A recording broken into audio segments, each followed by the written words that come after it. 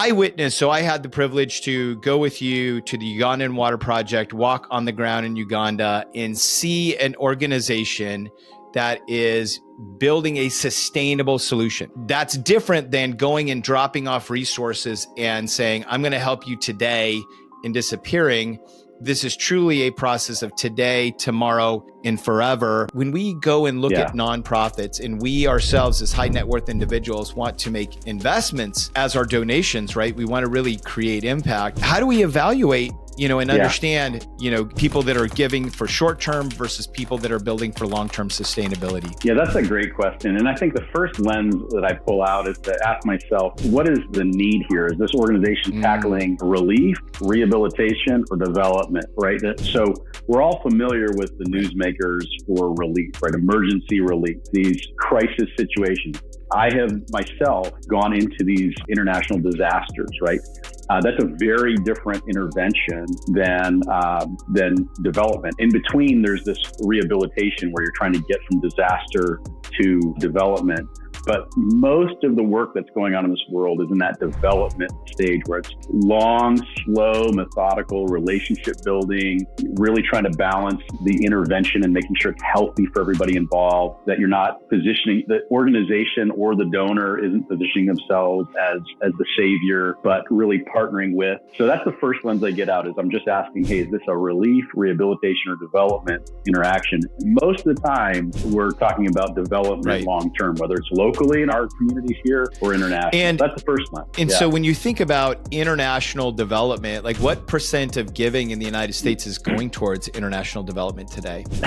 You'd be surprised when it comes to charitable giving that you and I participate in. It's only about 7% of philanthropy is going to international causes. So even though you see it in the news or you see it online, you hear about it, a vast majority of our giving is locally. And I don't have a problem with that. I live most of my life in my local community. But for what I do for work, the organization I lead, we recognize there's a lot of intrepidation and fear and just ignorance of like, hey, this is weird. You want to take my money and take it to where? And it's a long ways away. And you hear all these crazy stories. So yeah, only a small percentage. And I think that's because there's a lot of fog of just like, I don't know what to expect. So if I'm coming into an organization like yours and I'm a donor walking in the front door, what are some of the first level questions that is really important for me to ask so that I can understand, who you are and why you should be on my list of companies to donate to? Yeah, absolutely. Again, I go right to this sort of trifecta of really simple questions. I'm a simple guy and it helps me to know like, hey, can I take this organization's mission in my pocket wherever I go? I personally, because I'm also,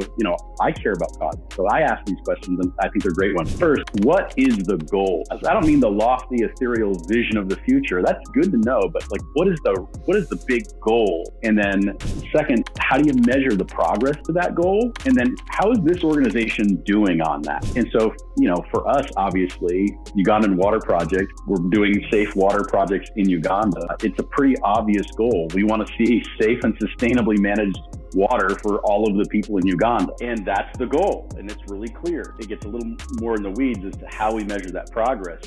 But transparently, we should be able to tell you if we're making that progress or not. And that's a great conversation for the donor and the organization to get into to see if it's a great fit. And so if you ask somebody a question and let's say their goal, you can tell right away it's too broad. Is that something that would be a scenario where it may not be a good fit for you because you don't see them focused enough? I mean, I want to try and, just sort of model up some of these situations, no ding on anyone. But, how do we make good choices?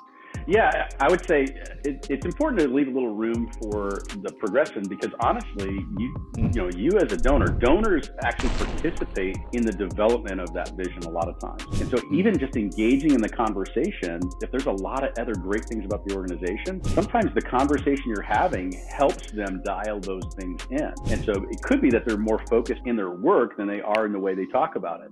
And so I think, yes, it's good to ask yourself like, hey, if this seems so big and ethereal, or if they're a brand new organization saying they're going to change the course of a nation, there's a little bit of a scale imbalance. It's not believable. But sometimes it's just a matter of organizations feel like they have to talk huge, even though they have a good tactical approach. So the conversation itself is a really important part of discovery.